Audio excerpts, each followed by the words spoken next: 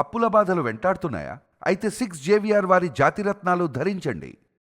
నమస్తే, welcome to మనం TV. నా పేరు వలి. ప్రస్తుతం నాతో పాటు స్టూడియోలో ఉన్నారు ప్రముఖ పొలిటికల్ అనలిస్ట్ చందు శ్రీనివాస్ గారు. వారితో మాట్లాడదాం. చందు గారు నమస్కారం సార్. నమస్కారం వలి గారు. చందు గారు,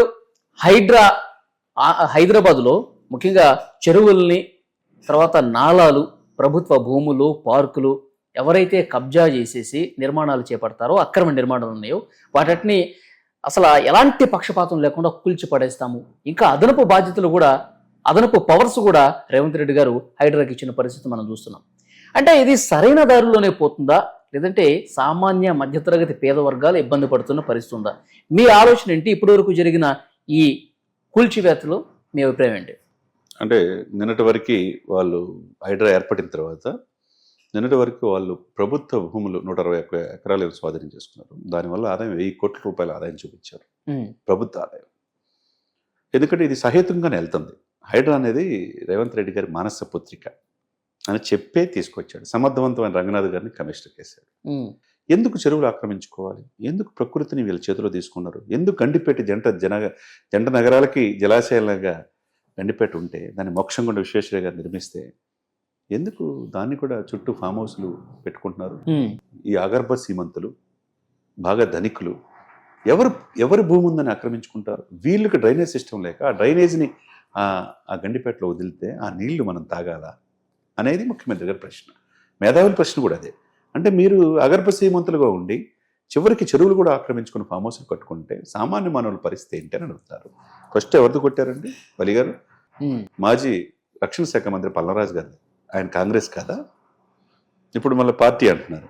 తర్వాత ఎవరిది? ఎంఐఎం, ఎమ్మెల్సీ, ఇక్కడ ఎమ్మెల్సీ ఎమ్మెల్యేలు ఇద్దరిది కూడా ఇక్కడ రాజేంద్ర నగర్ పరిధిలో 11 ఎకరాలకు స్వాధీనం చేసుకున్నారు.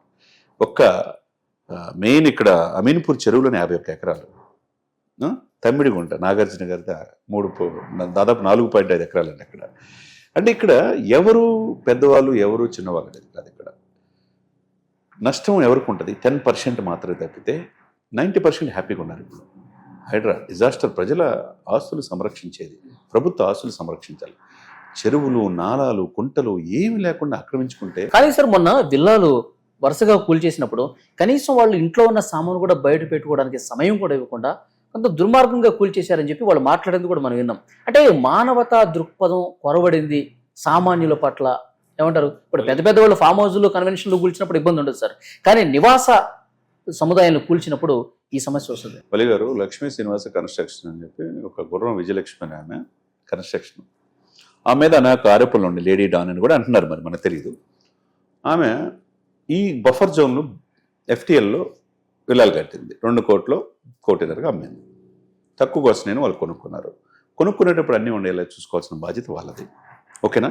ఇక్కడ సామాన్యులు కాదు. ఇక్కడ మీరు ఎవరైతే సామాన్య మానవులు రేవంత్ రెడ్డి గారిని, రంగనాథ్ గారిని, హైడ్రాని తిడుతున్నారో మీడియా ముందుకు వచ్చి మీరు ఒకసారి ఆలోచించుకుంటే, నిన్న ఒక స్వామి మాల వేసుకుని ఉన్నాడు, ఒక లుంగి కట్టుకున్న ఆయన ఆవేశపడి మీ ఎంత చూస్తాను 20 సంవత్సరాల నుంచి మాదే అంటున్నాడు. ఎవరిది ఆయన? ఆయన పేరు వెంకటేష్. మీరు కూడా వెరిఫై చేయండి, పేపర్లో కూడా వచ్చింది. విచారిస్తే ఎవరున్నారంటే ఆ చెరువు సున్నపు చెరువు అనుకుంటా. అక్కడ ఏ చెరువు? మాదాపూర్ దగ్గర. ఆ చెరువు ఆక్రమించుకుంటే 20 సంవత్సరాల నుంచి ఆయన బోర్లేసి 25 ట్యాంకర్ల ద్వారా హాస్పిటల్స్కి, హోటల్స్కి, ఐటీ కంపెనీలకి, హాస్టల్స్కి నీరు సరఫరా చేస్తున్నాడు. ఈ ట్యాంకర్ల ద్వారా వచ్చే ఆదాయం 1.5 లక్ష వస్తుంది ఆయనకి ప్రతిరోజు. వెంకటేష్ అనే వ్యక్తి. ఆయన వెనక ఎవరున్నారు? అది చెరువుని పక్కన స్థలాన్ని ఆక్రమించుకొని ఇంకొక ఆయన అమ్మేస్తే ఆయన రెంట్లకి ఇస్తున్నాడు అక్కడ. అతను ఆవేశపడి పెట్రోల్ పోసుకొని చెప్తా ఉంటే నిజమేమో పేదలు అన్యాయం అవుతున్నారు అనుకో. అతను ఆదాయం 1.5 లక్ష అంటే 1 లక్ష వేసుకోండి, నెలకెంత? 30 లక్షలు. 20 సంవత్సరాలంటే ఎంత? ఎక్కువే ఉంటుంది. 23, 60 కోట్లు అండి. ఎవరి సొమ్ము సార్ వలి గారు? అంటే మీరు బాధ ఉంటుంది, 1 లక్ష రూపాయల ఆదాయం పోతుందని బాధ ఉంటుంది. కానీ చెరువు ఎవరిది? ప్రజలది, ప్రభుత్వాన్ని. మీరు ఏ విధంగా మోటార్లు వేసుకొని 25 ట్యాంకర్లు డైలీ తిప్పుతున్నారంటే దీని వెనక ఇన్నాళ్ళు నీ వెనక ఎవరున్నారు? ఎంత పెద్ద తలకాయలు ఉన్నారు? అంతేగాని ఇష్టం వచ్చినట్టు రేవంత్ రెడ్డి గారిని తిడతానికి, రంగనాథ్ గారు తిడతానికి, హైదరాబాద్ గారు తిడతానికి వాళ్ళకి హక్కు లేదు. ఒకప్పుడు లేక్ సిటీ జైపూర్ అంటారు, తర్వాత పింక్ సిటీ జైపూర్, ఎట్లో లేక్ సిటీ శ్రీనగర్ అంటారు, తర్వాత హైదరాబాద్ కూడా ఉండేది. 10,000 చెరువులు ఉన్నాయి. ఇప్పుడు ఎందుకు 1000 చెరువులు కూడా లేకుండా పోయినాయి అంటే, చెరువులు మొత్తం ఆక్రమించుకుంటున్నారంటే, పెద్ద చిన్న తేడా లేకుండా ఇది చేసుకుంటున్నారంటే ఏంది ఇది? ఎవరి సంపాదన? ఫాస్టెస్ట్ గ్రోయింగ్ సిటీ హైదరాబాద్ 2030 నాటికి అని అనేక సంస్థలు చెప్తున్నాయి. ఫాస్టెస్ట్ గ్రోయింగ్ అంటే అక్రమంలా, కబ్జాలా? ఎవరు సొమ్ము సార్ ఇది? ప్రజలకు మనం నెక్స్ట్ జనరేషన్ మనం ఏమిస్తాం? ఒక మంచి ఆశయంతో ఏర్పడింది హైడ్రా. సమర్థవంతమైన ఆఫీసర్స్ ఉన్నారు, 3000 సిబ్బందిని ఎలకేట్ చేస్తున్నారు. North zone, central zone, south zone 3 police stations వస్తున్నాయి. ఆల్రెడీ మీకు తెలుసు 23 మందిని, 15 మందిని సిఐల్ని, సర్కిల్ ఇన్స్పెక్టర్స్ని, 8 మంది ఎస్ఐల్ని వేశారు. అన్ని హాల్ వ్యవస్థ నిర్వహిస్తుంది. తర్వాత ఇక్కడ బేగంపేట దగ్గర మెయిన్ సెంట్రల్ ఆఫీస్ వస్తుంది. ఒక డీజీపీ లాంటి వ్యవస్థ, స్వతంత్ర వ్యవస్థ హైడ్రాకి వస్తుంది. ఎవరిని ఉపేక్షించలేదు సార్. ఇప్పుడు ఎఫ్టీఎల్ పరిధిలో కానీ బఫర్ జోన్లో కానీ ఎవరైనా సామాన్య మధ్యతరగతి ప్రజలు ఆల్రెడీ నివాసం ఉంటుంటే వాటిని ఇప్పుడు కూల్చేయము అని చెప్పి ఒక ప్రకటన కూడా చేశారు. అంటే హైడ్రా పాలసీ ప్రకారం హైడ్రా ఒక్కొక్క స్టెప్ రూపాంతరం చెందుకుంటూ ముందుకు పోతుంది. కబ్జా చేసేస్తే కూల్చేస్తాం అనుకుంటా కొంత మానవీయ కోణం కూడా కనిపిస్తూ ఉంది. అయితే వాళ్ళకి ఏ విధంగా R&R ప్యాకేజీ ఇస్తారు, రీహాబిలిటేట్ చేయాల్సినటువంటి అవసరం ఉంది. వాళ్ళు కాకపోయినా రేపైనా కూల్చేస్తారుగా.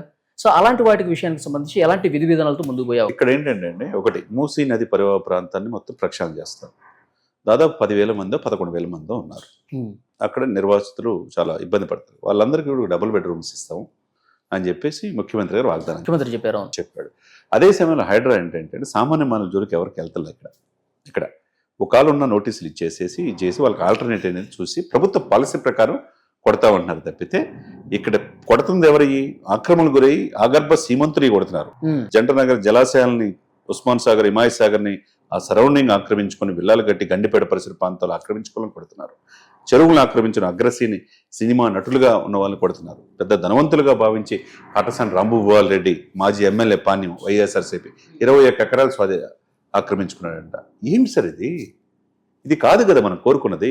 కాబట్టి ఇక్కడ ఏంటంటే సిస్టమేటిక్ వెళ్తున్నారు. ప్రభుత్వ పాలసీ ప్రకారం ఉంటున్న వాళ్ళకి ఏదైనా అక్కడ బిల్డర్లు కట్టిన వాళ్ళు కావచ్చు, ఇప్పుడు వైపు ప్రభుత్వం వైపు కావచ్చు, ఏదైనా కానీ ఇప్పుడంతా అధికారులు ఏ విధంగా బఫర్ జోన్లో, ఎఫ్టీఎల్లో పర్మిషన్స్ ఇచ్చారు. వాళ్ళు కూడా బాగా ఆస్తులు సంపాదించుకుని వాళ్ళ దగ్గర నుంచి కూడా కక్కించాలి. అప్పుడున్న పర్మిషన్స్ ఇచ్చి అధికారులు కావచ్చు, బిల్డర్లు 1.5 అమ్ముకుంటే బిల్డర్లకు వస్తాయి కదా. ఇప్పుడు బ్యాంకుల్లో వాళ్ళు పాపం ఈఎంఐలు కట్టలేక అల్లాడిపోతారు. వాళ్ళకి తెలియదు పాపం. తెలియక వీళ్ళు తీసుకున్న వాళ్ళకి న్యాయం జరగాల్సిన మాట వాస్తవం. బిల్డర్లు కొద్దిగా వేసుకోవాలా. ఇంతకుముందు వీళ్ళకి పర్మిషన్స్ ఇచ్చి వీళ్ళ దగ్గర డబ్బులు తీసుకున్న వాళ్ళు ఎవరో వాళ్ళ దగ్గర నుంచి కూడా కక్కించాలా. ఈ 2 ఆల్టర్నేటివ్ మధ్య ప్రభుత్వం సానుకూలంగా అసలు అధికారుల మీద చర్యలు తీసుకునే పరిస్థితి ఉందో లేదో మరి పెద్ద డెఫినెట్ గా తీసుకుంటారు. ఒక వ్యవస్థ అనేది ఫామ్ అవుతుంది కదా సార్. 1905 హైదరాబాద్ భూ ఆక్రమణ చట్టం ఉంది. దానికి సెక్షన్ 1(7) మార్చేస్తున్నారు. ఇప్పటి వరకు 28,500 ఎకరాలు ప్రభుత్వ భూములు ఉంటే దాంతో 6,000 ఎకరాలు ఆక్రమించేసుకున్నారు.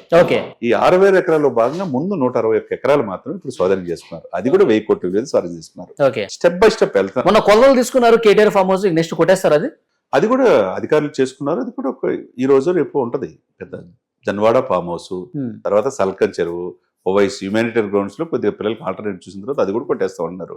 రూల్ ప్రకారం వెళ్తున్నారు సార్. ఇక్కడ ఎవరు పెద్దలు చిన్నలు అనేది చుట్టల. కాబట్టి హైడ్రా లాంటి స్వచ్ఛంద సంస్థని అందరూ ఆహ్వానించాలి, అభినందించాలి. Thank you very much sir.